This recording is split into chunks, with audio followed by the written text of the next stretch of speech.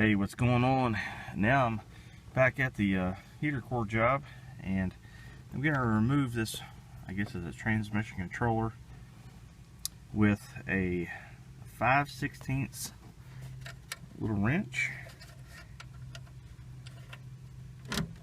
I'll just loosen it, and I'm going to remove this box.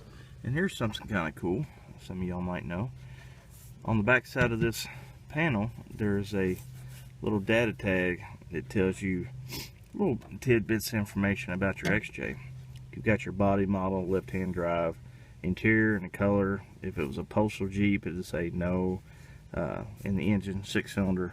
It's got some other stuff over here too. It's kind of neat. So anyways, I'm going to remove this and unscrew that and get that out of the way. And pull. One more thing I forgot to mention, you'll have 2 screws right here. You have to take those out to remove that diagnostic port. And then I'm just putting my screws and my little nuts back in place. This step you don't necessarily have to do, but I like doing it because I like to get a good view of what I'm working on. So I'm going to remove the little nut store, and I believe this is like an 8mm, and take these out. A few screws you're going to come off here, and I believe we're going to have 2, one here on the bottom side, and maybe this one right here, if yours is in there. I think mine vibrated out, and then this whole cover will come off. Now that that front cover piece is removed, I'm going to work on this little trim piece right here. You have a screw here, and I think possibly another screw or 2 down on that end, and this to come off, and then you'll have a little bit better access in here. A couple more screws or bolts, and this isn't really necessary, I don't think. I can't necessarily remember because it's been a while since I replaced the heater core, but I'm doing a complete tear down of this dash for the simple fact that I'm going to be replacing it, and I figured I'm going to go ahead and replace this dash. I might as well, you know, show you all the little pieces that it entails. So give me a minute and I'll get these screws out. Pop the dash trim pieces out of the way, and let's get down to some good stuff. Now we're going to start disconnecting a few things, and the first thing I want to touch base on is this cable right here. Okay, that is your heater control cable. As you can see, I've got it disconnected from the door. I think it's the blend door. And if I can keep my hand out of the way, this right here is where this goes on to. Now, if you look at the cable, see this black piece right here, my finger's touching? That's a clip, and it goes in here. It's supposed to clip into a little spot just for that. Well, you have to be careful because this plastic is kind of old and brittle, and it broke on me. So this whole piece I'm replacing also. So just be careful when you remove that cable. And also, what I want to let you guys know is I'm going to go ahead and take off the bezel here, this piece, okay, this trim piece, and remove the thing for the radio and disconnect the heater control cable from the box.